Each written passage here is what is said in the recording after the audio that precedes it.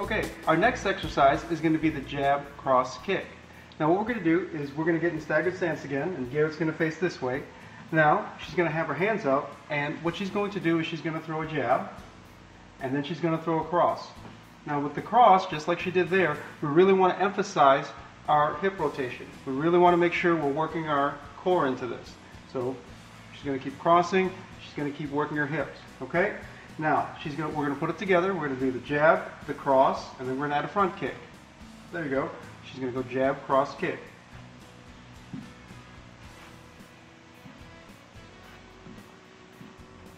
Okay, if you want to add a little more fun to this and a cardiovascular component, what we can do is we can simply start bouncing on the balls of our feet, and we can do the combination. So what we're going to do is we're going to face this way. We're going to be in our staggered stance and simply just bounce on the balls of your feet. So here, and then we're going to do our combination.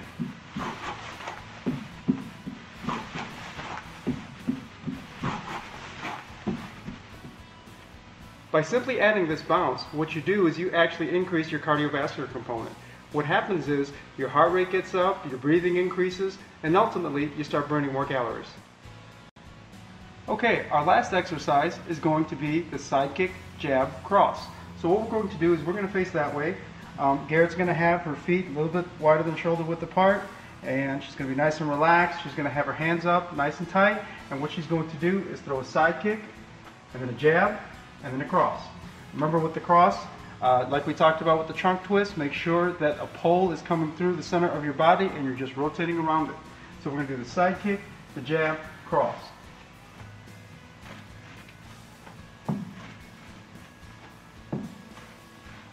Now if you want to add more fun with this, what we can do is simply start bouncing on the balls of our feet.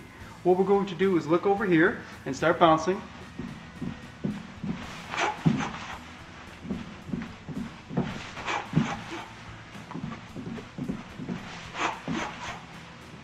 Again, by simply adding a bounce, what you do is you increase your heart rate, you increase your breathing, and you add a little bit more of a cardiovascular component, and ultimately you burn more calories. We're at the strength phase of our workout, and what we're going to do is a full body exercise. So Garrett's going to pick the dumbbells up. Now, important thing to remember, when we pick up dumbbells, we don't want to lean forward because we can injure our back. We want to make sure we squat down. The dumbbells we picked are simply 5-pound dumbbells for demonstration. Again, I recommend that you go light initially until you feel more comfortable and you get more adept at what you're doing. So Garrett's going to stand over here, and she's going to spread her feet slightly wider than shoulder width apart.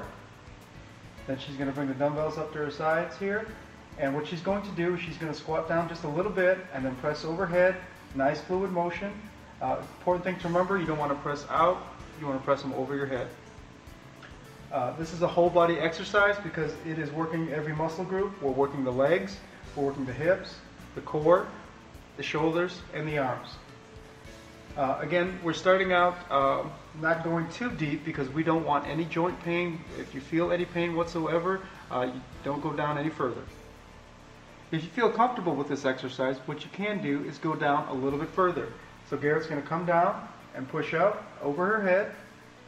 Now, as she comes down, what she can do is she can come down on her heels, push through her heels, and what that will do is that will work a little bit more hamstring and a little bit more glute.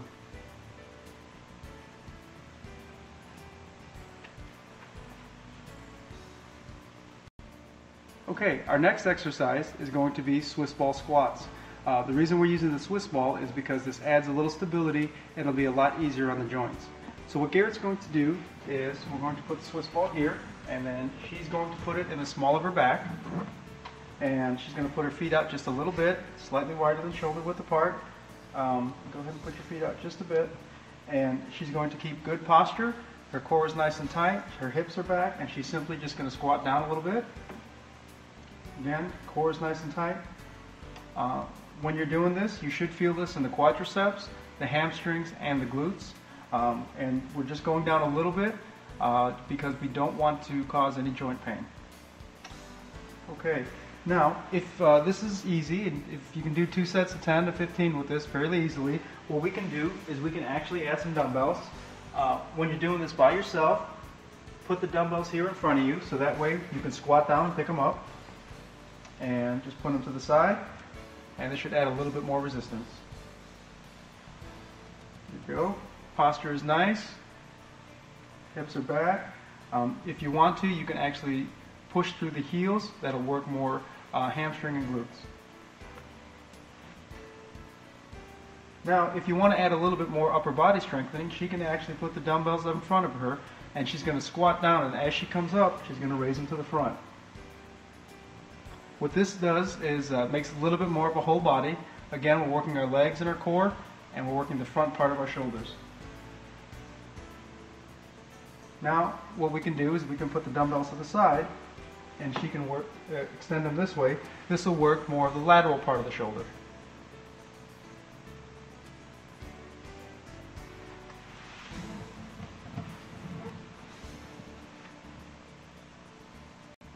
Our next exercise is called knee to chest. What we're going to do is Garrett is going to go ahead and lay down on the mat. This mat is simply for comfort's sake, just depending on where you have to work out. If you don't want to use a mat, you can actually use a towel. So what you can do is go ahead and put your hands underneath your glutes. The reason we do that is because we want to minimize any chance of any back pain. And she's going to lift her heels slightly off the ground, and then she's going to keep her belly button tight and bring her knees to her chest. She's going to come back down just a couple inches, and then bring the knees to the chest.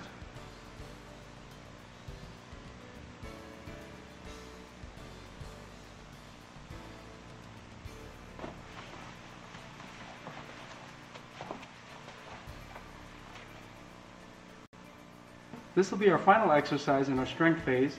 We're going to do Swiss ball crunches. The reason why we're using the Swiss ball is because it makes it an unstable platform and it activates more muscles in the core. So I'm going to put the ball down here. And then as Garrett sits on it, she's going to roll down. And what she's going to do is make sure that the ball is around her shoulder blades, maybe a little bit lower. And she's going to stabilize herself by bringing her hips up. She's going to keep her core nice and tight. And instead of crunching this way, she's going to go up to the ceiling. She's going to concentrate on bringing the chest up to the ceiling. By doing that, you will activate a lot more muscles that way. And for that reason, I actually like this much more than doing sit-ups. You can do 50 to 100 sit-ups, and you wouldn't feel nearly the work that you feel here.